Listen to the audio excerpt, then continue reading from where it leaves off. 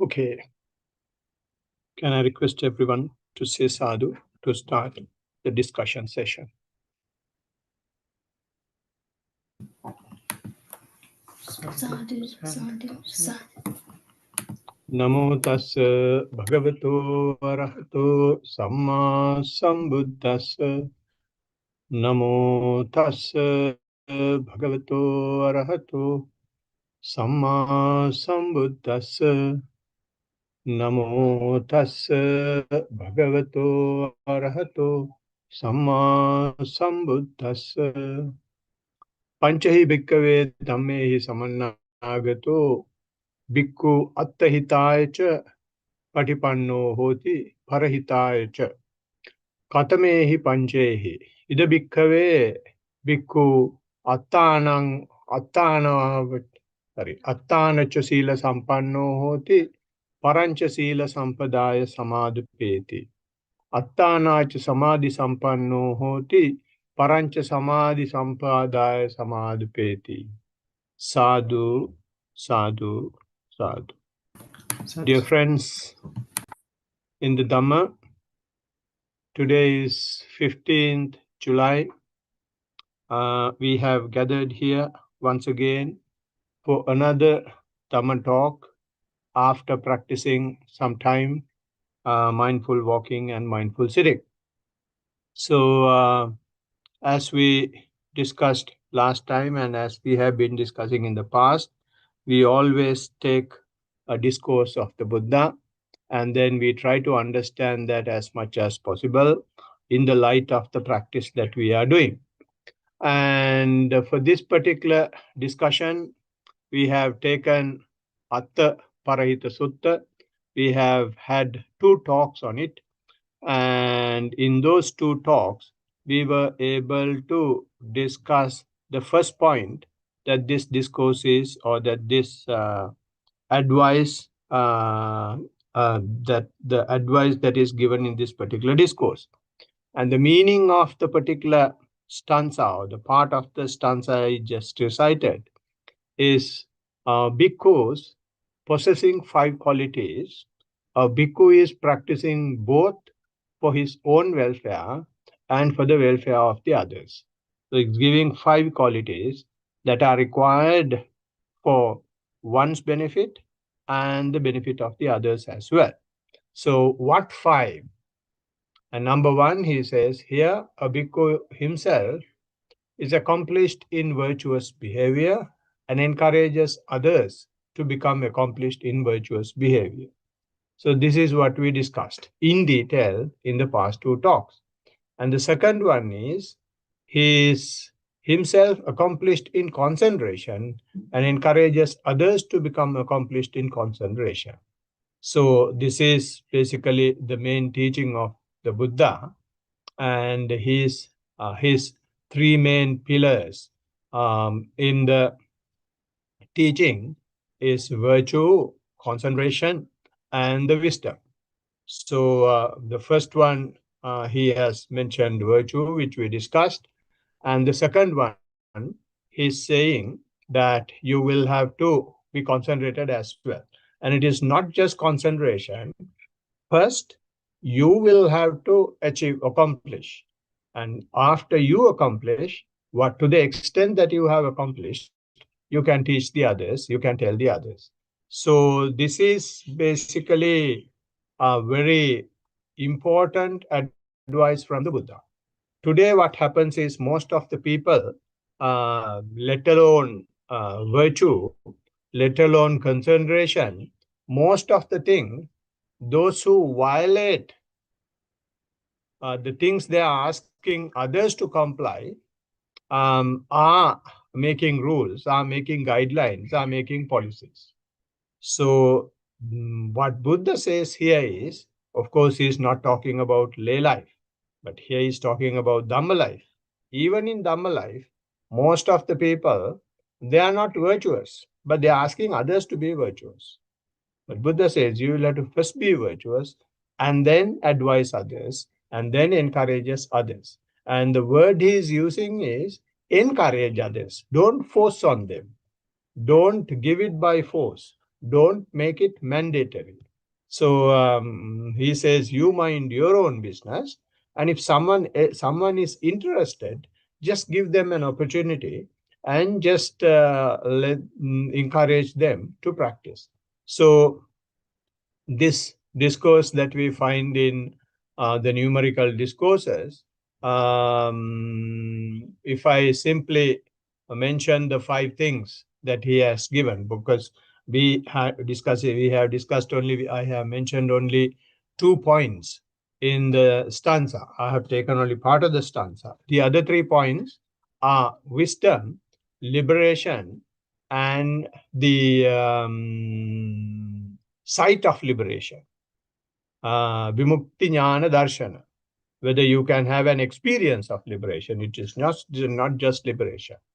So if I give a brief summary of what we discussed for so far as virtue is concerned, virtue is something where you try to have some sort of a control or manage our basic societal norms. In other words, don't do something that you don't like others doing to you. So for that, what you will have to simply do is you will have to maintain your uh, um, control over the physical activities and over the verbal activities. So when you have physical and verbal restraint, then you are gradually becoming a virtuous person. So when you become a virtuous person, you become more and more purified. As a result, you will not have any fear that others will catch you. You will have no fear that others will punish you, that you have no self-hate, because you are living on the basis of the accepted norms in the society. So, and this accepted norms, what Buddha says is transgressional defilements. So you will not transgress, you will not cross the line, you will not cross the red line, and you will always stay within the red line or below the red line, so that you are protected by yourself. And how you are protecting yourself is not just putting a boundary or taking an insurance policy, but by restraining yourself. So when you protect yourself in that manner, you will be protecting others as well. So this is what we discussed in the past 2 sessions. And if we come to the today's topic, which is samadhi sampanno samadhi sampadaya, right? So which means you accomplish and encourage others to accomplish what? Samadhi. Samadhi means concentration. So accomplish concentration and encourage others to accomplish concentration as well. So this is another thing, and for the benefit of others. So it is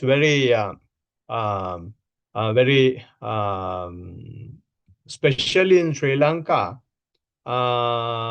bit of a question, bit of a problem.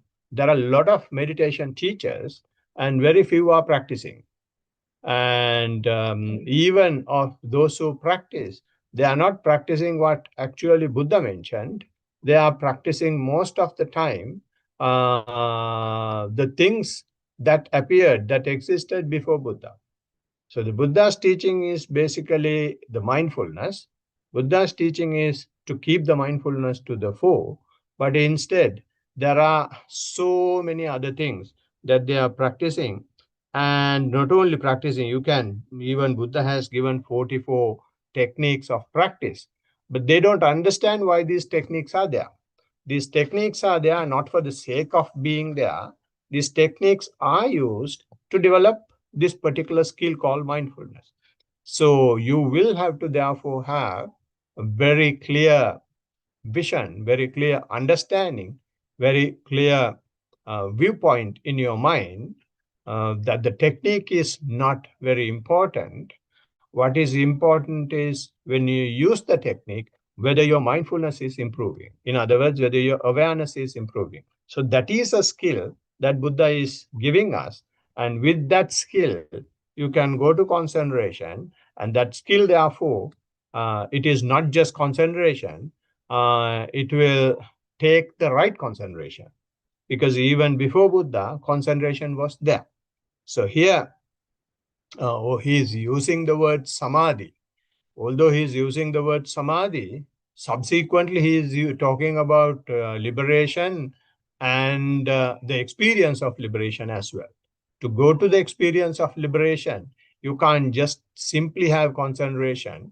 That concentration has to be right concentration. So, therefore, the word samadhi is not just for the sake of being concentrated. It is samma samadhi, or the right concentration. Buddha is talking here.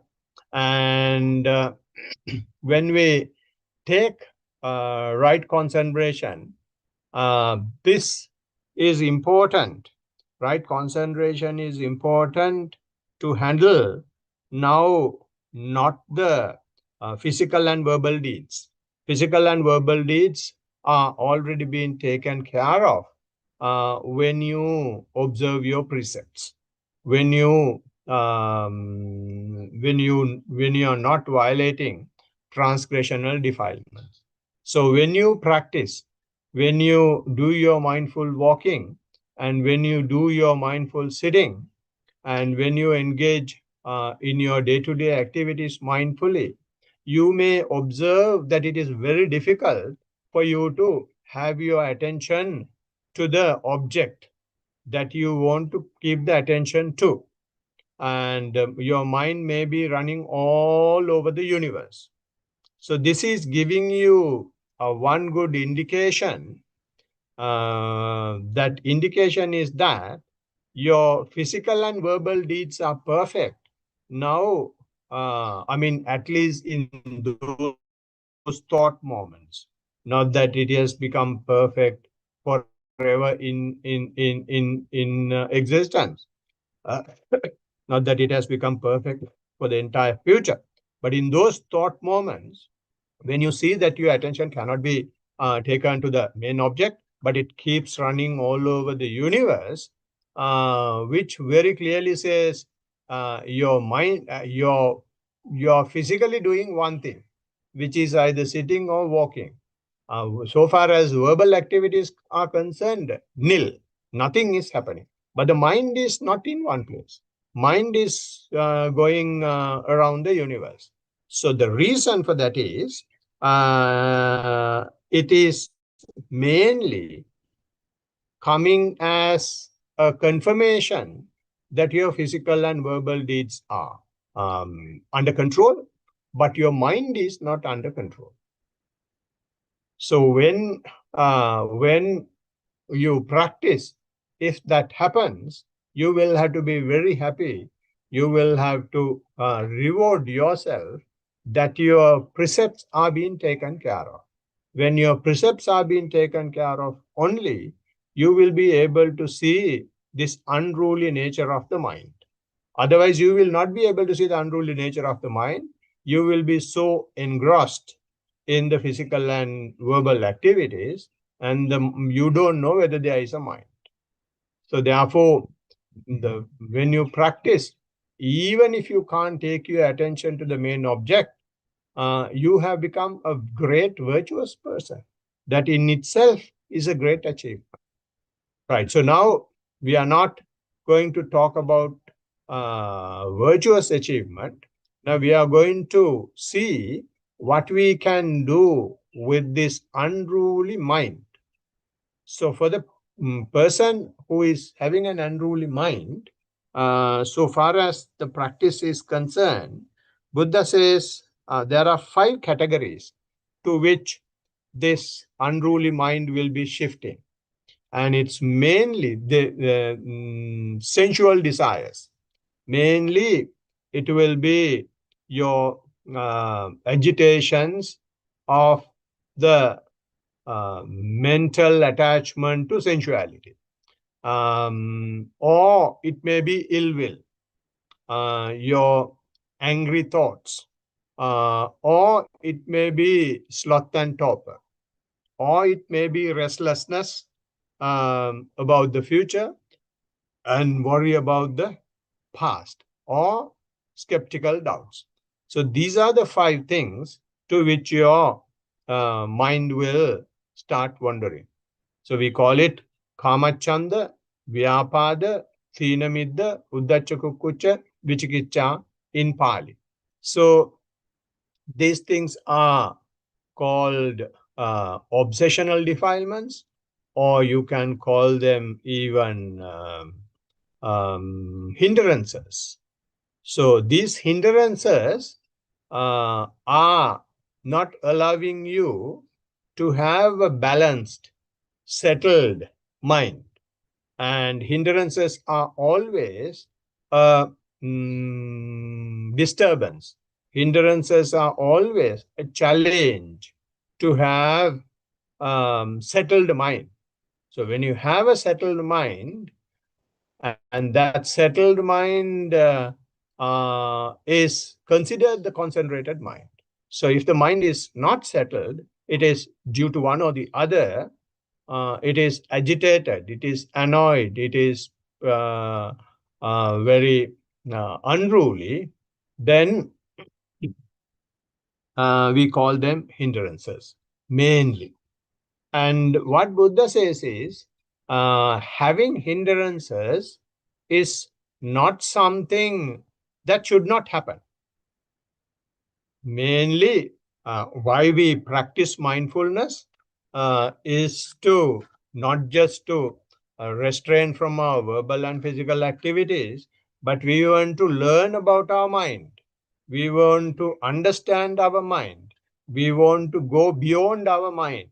So therefore, we should know how it works. So when you have hindrances, so all what you will have to do is, now you have started seeing the basic layer of the mind. So this understanding of the basic layer of the mind cannot be done if you are involved only in the sensual pleasures. If you are going to the clubs, and if you are going to parties, and if you are dancing, singing, eating, drinking only, then you never have an opportunity to understand your mind. To understand your mind, you will have to come out of that. And once you come out of that, even just when you observe precepts, when the monk is giving, you will not understand the mind.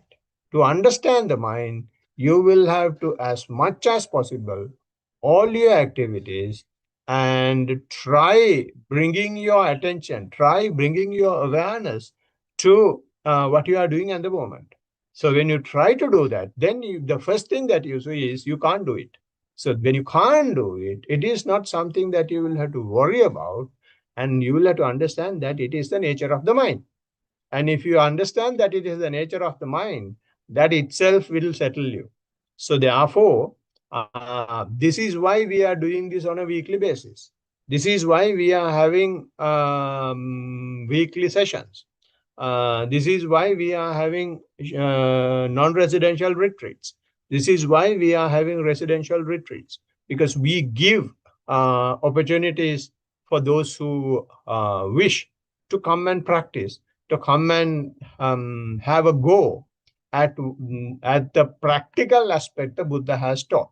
And most of the time, we don't have an opportunity to see the practical aspect of the teaching. We have only the ritual aspect of the teaching only. But there is much more, much deeper, much more important practical aspect. So therefore, when you do this on a weekly basis, and when you do it for some time, you gradually start understanding, you gradually start seeing these things.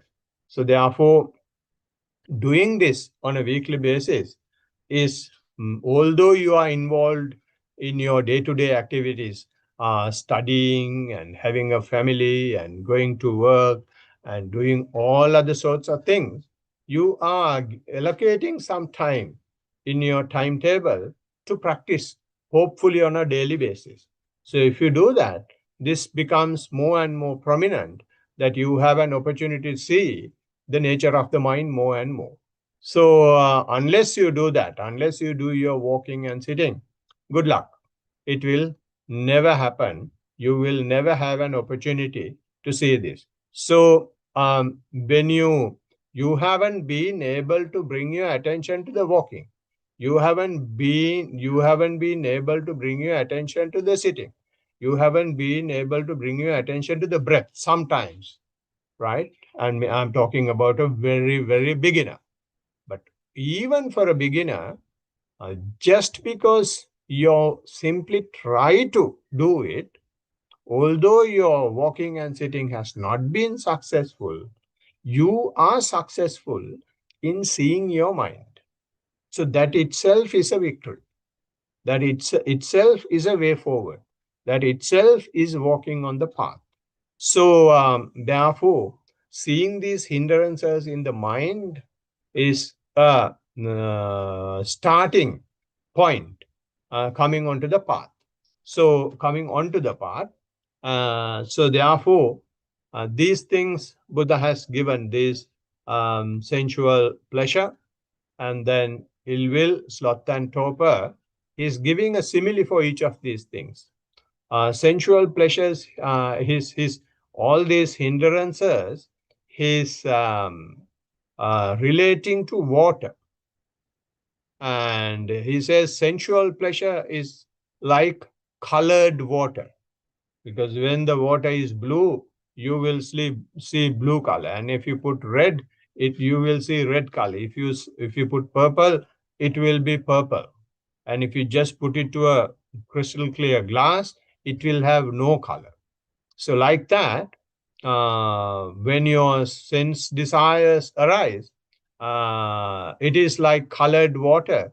Whatever the sensuality that arises in your mind, it may be about the eye, it may be the things that you have seen, it may be the movies that you have been watching, it may be the songs that you have been listening to, it may be the games you have been playing, it may be the parties you have gone to, so it may be the food that you have eaten, it may be the smells that you have had, good or bad. So the sensual desire depends on what color, what faculty that comes in. So therefore, he's relating it to colored water. And then ill will is related to boiling water. So when the water is boiling, it is constantly up and down, up and down, up and down. So even the mind, which has a lot of ill will, it is also lying like boiling water.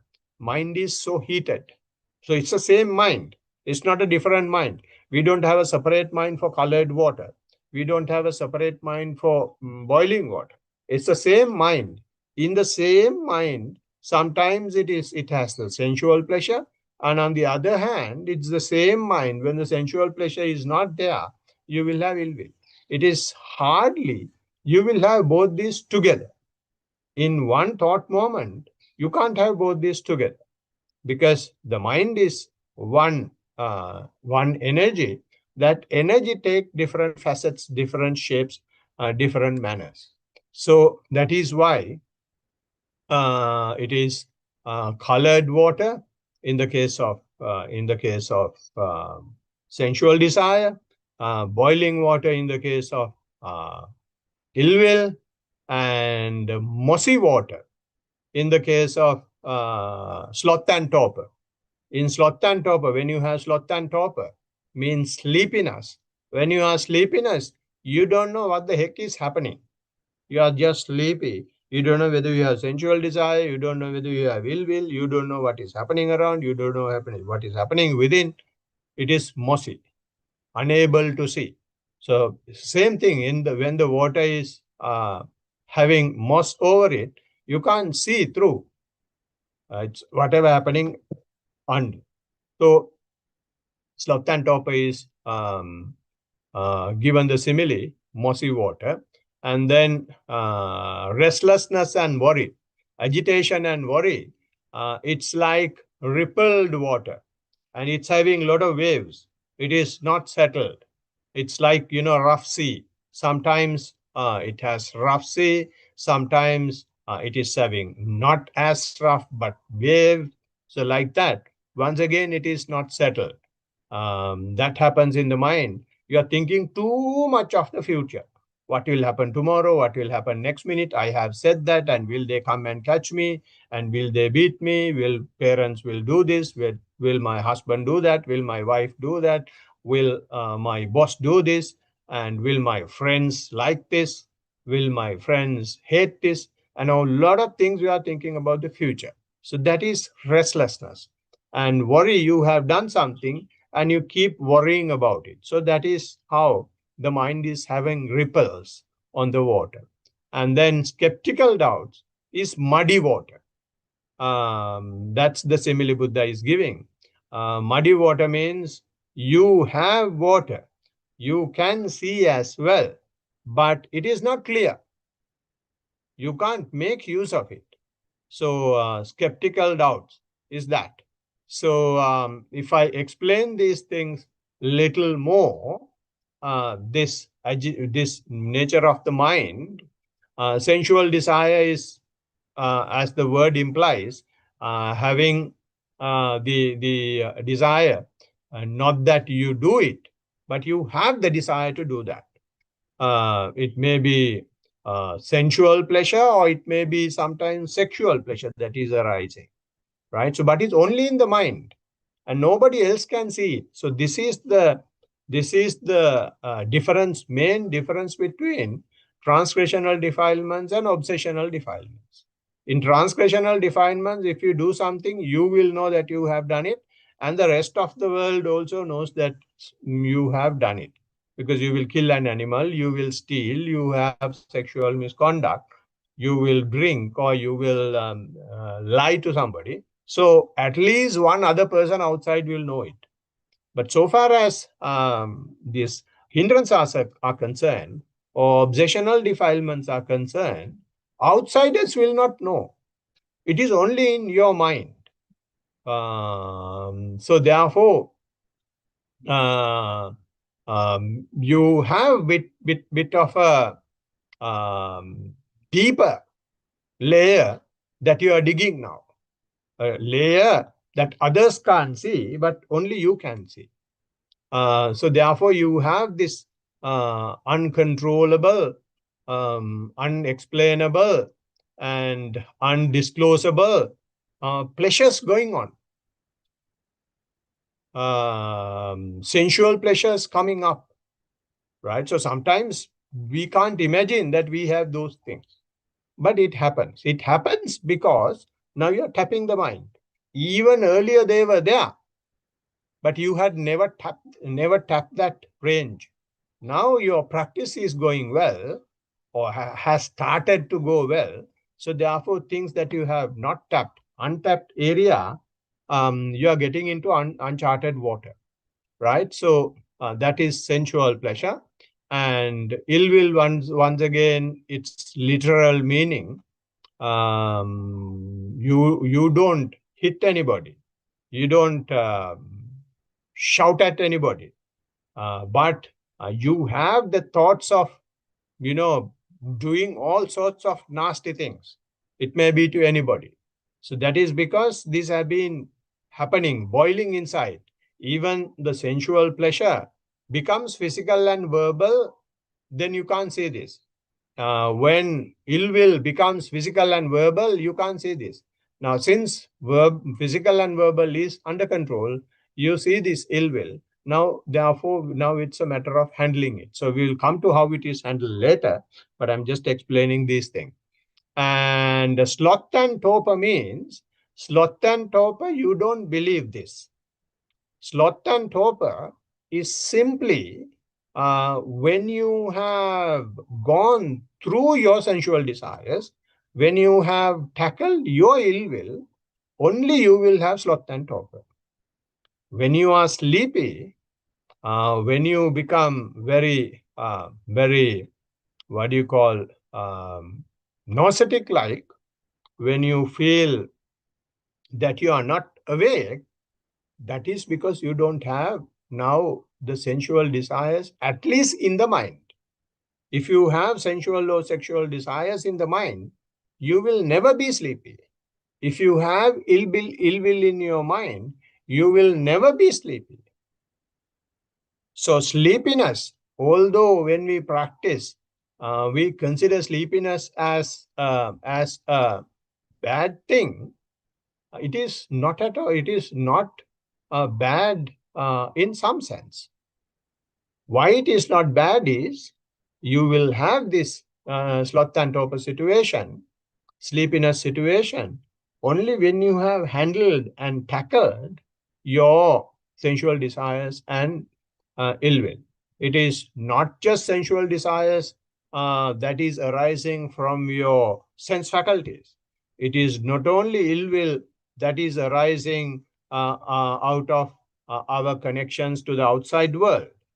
You don't now even have a desire to your own walking and your own sitting.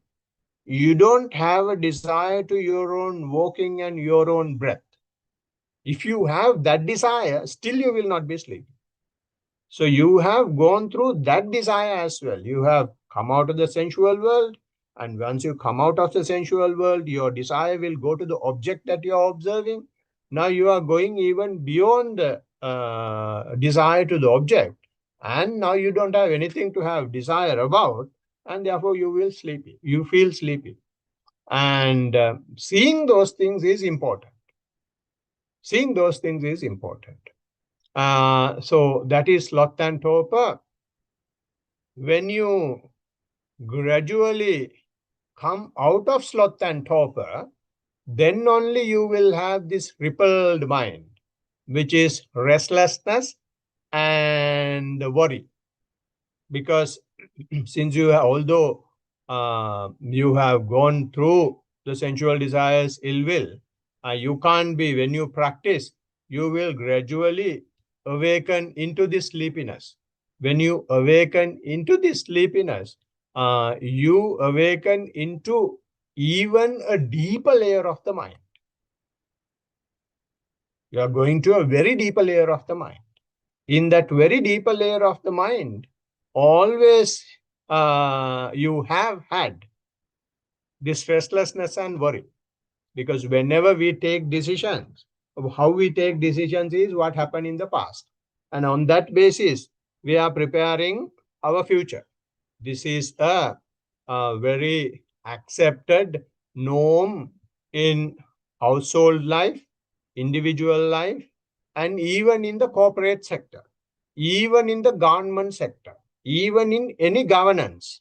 What we do is we see what happened in the past, and accordingly we consider the conditions and we try to adjust the future. And that is happening in the deeper layer of our mind. And you start seeing that when you go through, when you gradually start walking in, waking up into the sleepiness. You can do that when the sleepiness is gradually, sloth and torpor is gradually taken under the microscope of mindfulness.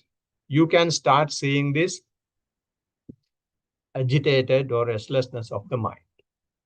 So that is called Uddacha Kukucha. So you may start saying, so I mean, answer, it is not easy. Now always I get thoughts about the future all the time. Or there is something that has happened in the past. It comes to my mind and always keep bothering. And that is something to be happy about because you are going to a deeper layer of a mind. So that is agitation and worry, or restlessness and worry. And if you gradually become mindful for those things as well, then the next arises. Now, this is the last thing that comes in the hierarchy of hindrances. Although I'm saying hierarchy, it usually have an hierarchical nature, but it may come in cycles, it may come in a mix, it come in different sorts of packages. But for explanation purpose, usually it happens. I'm taking on a hierarchical and a linear relationship here. And the last thing that comes up is the skeptical doubts. Skeptical doubts means doubt about the Buddha. You are practicing the path. And since all these nonsense are happening, sometimes sensual desires, sometimes ill will, sometimes sloth and torpor, sometimes agitated and worry mind, and you start thinking what the nonsense is happening. Has Buddha really taught this? Is he really a liberated person? If he is really a liberated person, why can't he straight away give me a capsule of liberation? Why all these nonsense are happening? You may start, your mind will start, not you. Although I use the word you, our mind will start generating doubts, either about the Buddha. If not about the Buddha, you may think that this may not be the right teaching. You may have to go and study first Pali, and then go to a university and then study Abhidhamma, and then study all the discourses, and then get a degree. Then only I can do mindfulness. Keep in your mind, Buddha has not done any of those things. He did not study Pali, he did not study any language as such to become Buddha. And he did not get any degree to become Buddha. And he got his usual degree only. And but today what has happened is they are learning, no one is practicing. They are talking of Abhidhamma, which is higher Dhamma. They don't at least have the normal Dhamma, let alone Abhidhamma. You will have normal Dhamma at least only when you really practice. So when you practice, what happens is these type of doubts will come because your practice is progressing. Mind doesn't want for you to go to liberation. So it's generating these skeptical doubts. So if you are not having any suspicions about the Dhamma, then you will start suspecting whether there are monks actually in the world today who are really practicing, whether there are monks who are really achieved. Have there been monks who have achieved in the past? Will there be monks in the future? So you will start suspecting the monks. So if you don't suspect monks, sometimes you may feel, okay, these monks are talking so well and these monks are having such a exemplary life. So they must have some sort of experience in the Dhamma. So therefore, there is nothing to suspect so far as the Sangha is concerned. Then you start doubting yourself. So it may not be my thing. My cup of tea should be different. So therefore, I should go and look for another teacher. I should go and look for another technique. So mindfulness cannot be the same thing. What is there in mindfulness? Just to keep observing things, it can't be that. And Buddha has taught so many things, like name and form. He has spoken about conditioning, process dependent origination. He is talking about Eight Noble Path. He is talking about Four Noble Truths. So many numbers. But these monks are simply teaching, just observe, just observe, just observe.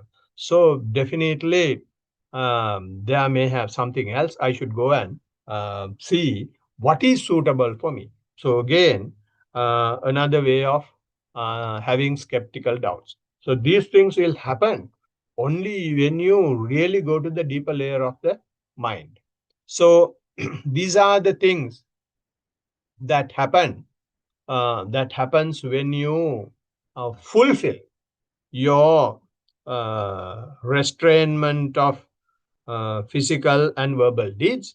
And this happens when you try to seriously practice. Unless you seriously practice, you will not be able to see these things at all. But when you are trying to seriously practice, then you will definitely start seeing these things.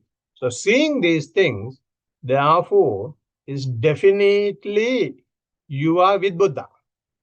And I'm 100% sure that you don't agree with me.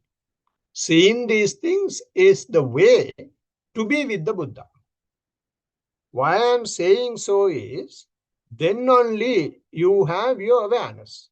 Not just the awareness, you have your awareness to the fore. Not because you have your awareness to the fore, the things that are arising you are seeing, and not only you are seeing, you are able to spell it out as well. So when you do this, how you get to the path of the Buddha is, before Buddha, they did not see these things. Before Buddha, they did not allow sensual desire to arise. They did not allow ill will to arise. They did not allow sloth and torpor to arise. They did not allow restlessness and worry. They did not allow skeptical doubts. How did they do that? Is because holding onto the object, hanging onto the object. Object may be changing, it may be becoming subtler, but they never gave it up. They were continuously keeping their attention to the object. And when they can keep the attention to the object for a long time, it may be whatever the object they take, they say it is permanent. And then if some people can go further, and if they lose the object, they say losing the object is permanent. And then if there were people who can go even beyond that, they see a situation where sometimes object is there, and then object fades away, and again object arises, again object fades away, in a way that you can see. And they started saying, oh, now object, this arising and keeping, arising and appearing and then fading is permanent. They were somehow or other holding on to the object. And if it's happened very fast, if the object changing is visible very fast, then started saying, there is a situation where you can say that object is there, and sometimes you can't say object is not there, because in this happens the same thing, arising and passing away is happening, but it is happening at a rate that you can't see.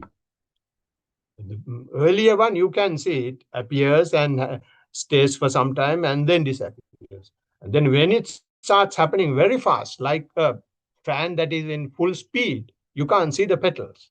So like that, they started saying that situation is permanent. So the point I'm bringing here is, before Buddha, they somehow or other held onto the object.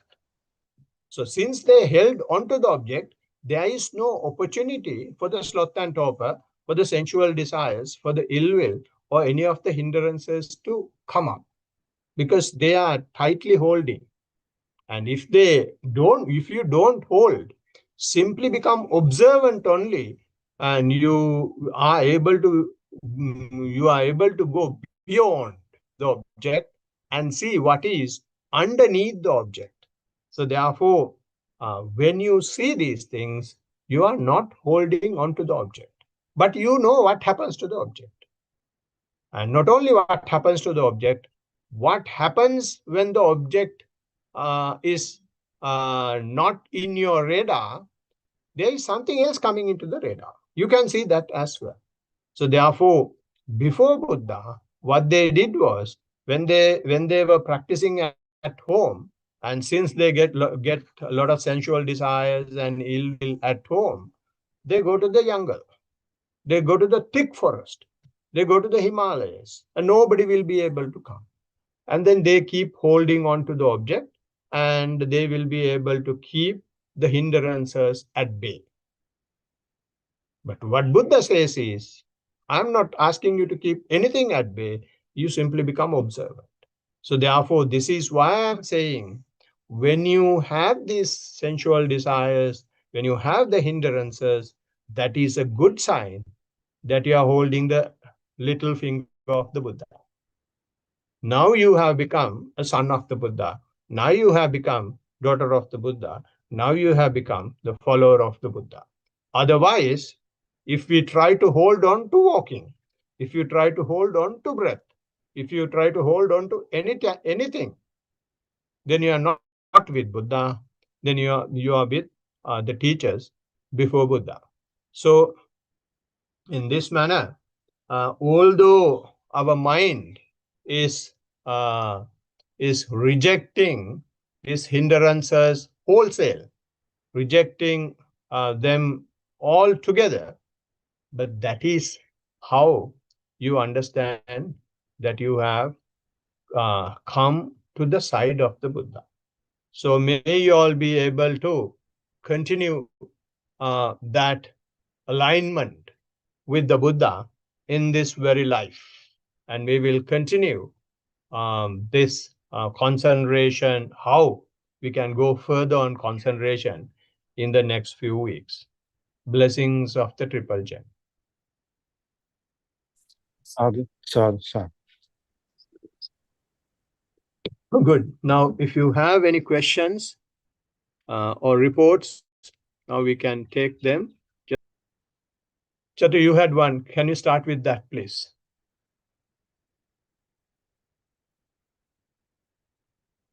Yes, I forgot about this. Yeah. Very good.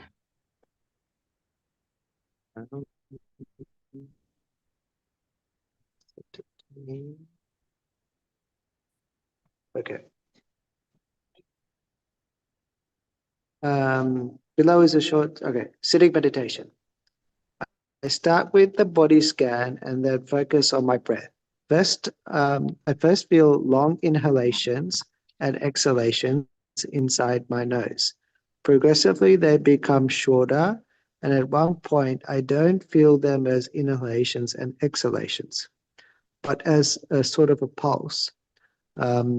And I am usually aware of this process, but when it reaches the pulse point, the mind always gets entangled in other thoughts, things that happened or things that are yet to be. I just observe them saying, I am aware. Something that has come up recently is that I feel mild irritation towards noises that I hear, and also certain things, people, and also certain people, and some of the things that they've done come to my mind, and I get irritated over these thoughts. In normal circumstances, I wouldn't even care about these things, but during meditation, I tend to feel a sort of mild anger towards these people and incidents.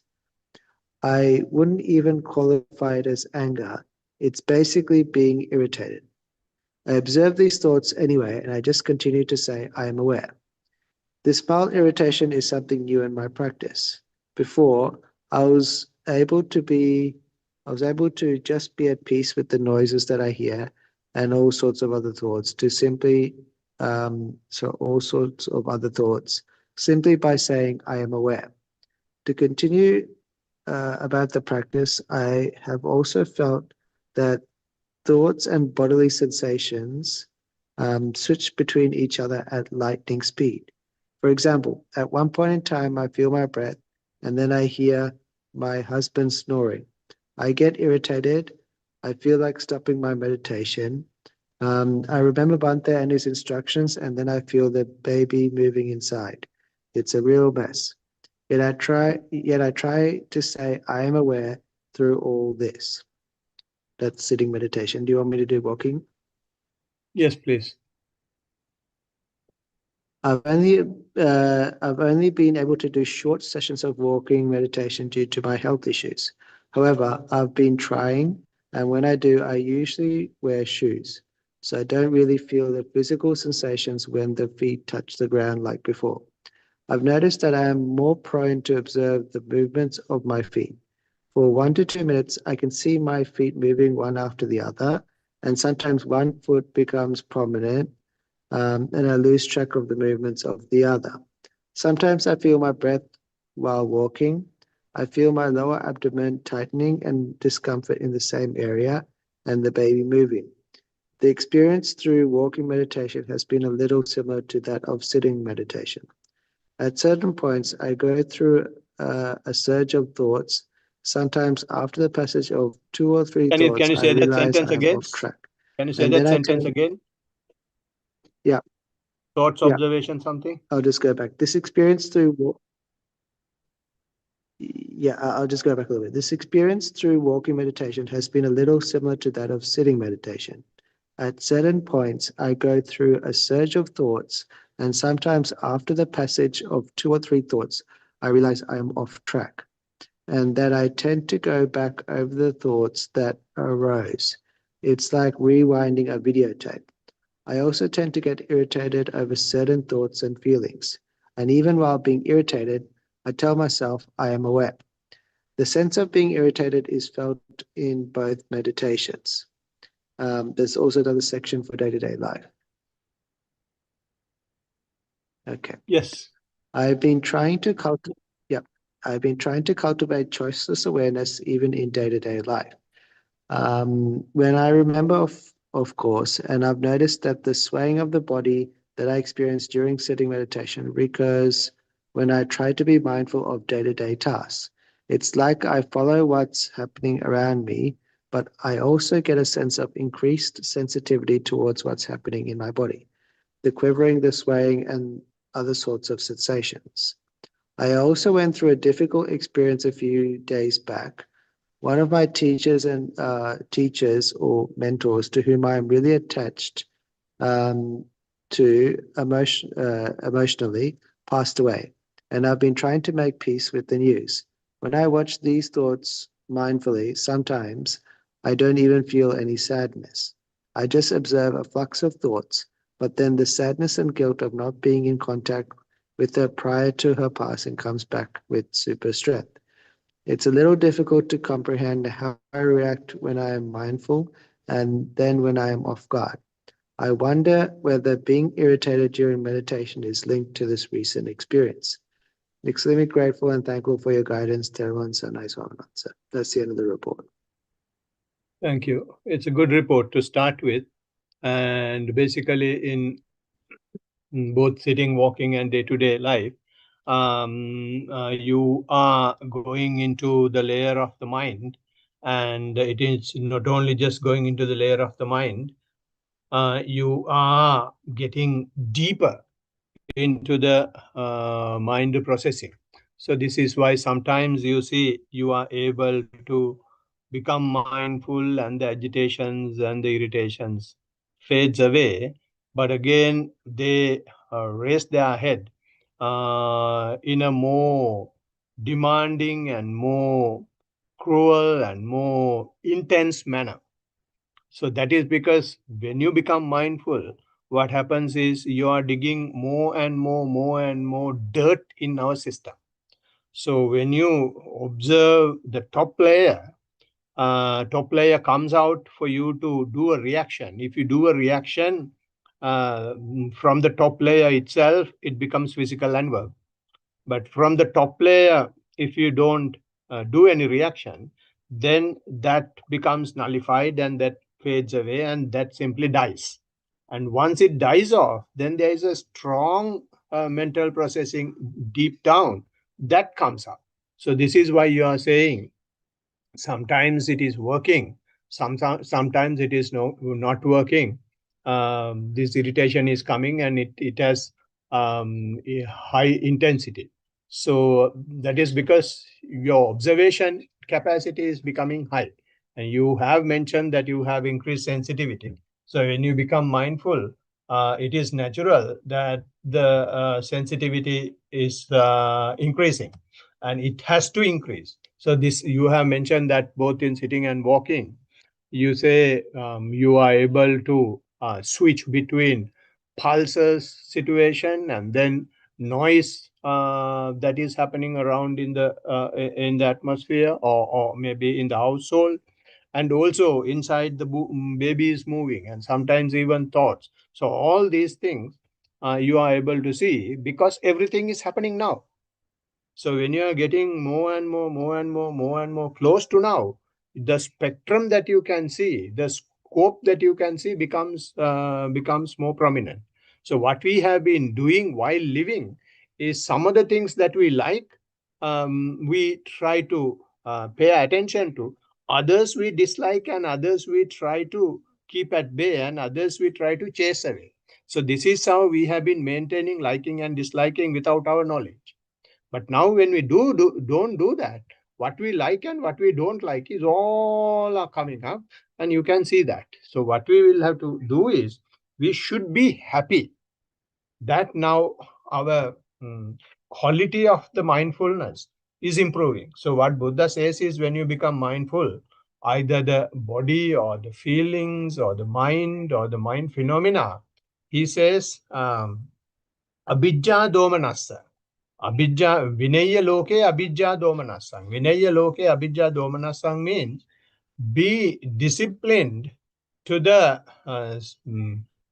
high liking and covetousness, which means the strong denial. You will have to have a discipline in both these. Sometimes we have excessive liking towards things, and sometimes we have excessive denial. And that is how our system is working. Buddha says, have a discipline in that. So since you have a discipline in that, you are able to see all these things. So, but seeing these things, our mind doesn't like. So therefore, mind, the report is, for me, looks like a complaint. But it is not a complaint so far as the Buddha is concerned. So far as the practice is concerned, it is the way forward, and you are doing pretty well. So just keep doing what you are doing, and there is nothing to change.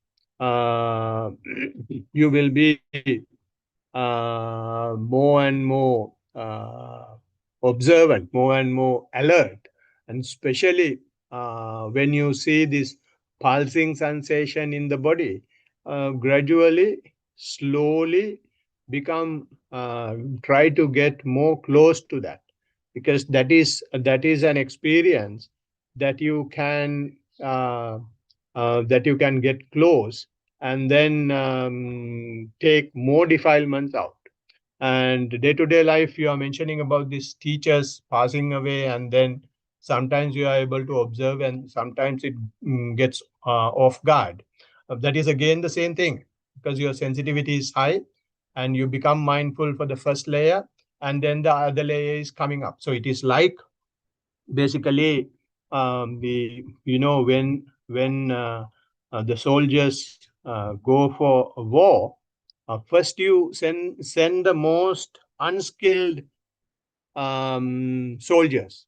Unskilled soldiers in the sense, it's not that elite group, and see how they will face. And with that, if they can't face, then the next line, next trained soldiers will go. And then even if they are hit, then another elite group is coming. So like that, our defilements are also like that. First you have, the basic gross defilements, and you become mindful, and they fade away. And then deeper ones, harder ones, tough ones are coming. Again, we will have to do the same thing. Just have a laugh, and then observe it. And in this case, it is very important to have a laugh, because Buddha says, when these things happen, you have two options. Because now we are tapping the mind. Manopubbanga madamma, manosetta manomaya, manasase pasannena is one alternative, manasase paduttena is one alternative. So most of the time now you are tap the mind. After tapping the mind, you cannot have padutta mind. You tap the mind because you are practicing, because you have gone through Buddha's path. So therefore, or things that are coming up are padutta, things you don't like. But you will have to be happy that you are on the path. So keep it up, and it will go further. Blessings of the Triple Gem. So any other questions in the audience now?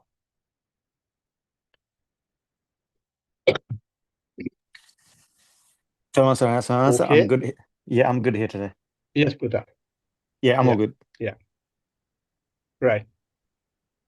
All right. So if I presume there are no questions, so if there are no questions, we can chant the stanzas and pass the blessings to whoever who is able to receive these things, because we aren't able to do these things without the help of the beings in the universe, and far away and even near, human and non-human, and everybody is helping us. So may all these beings be able to have these merits, and with the determination in mind, can I get who Pansara to chant these things? The two brothers.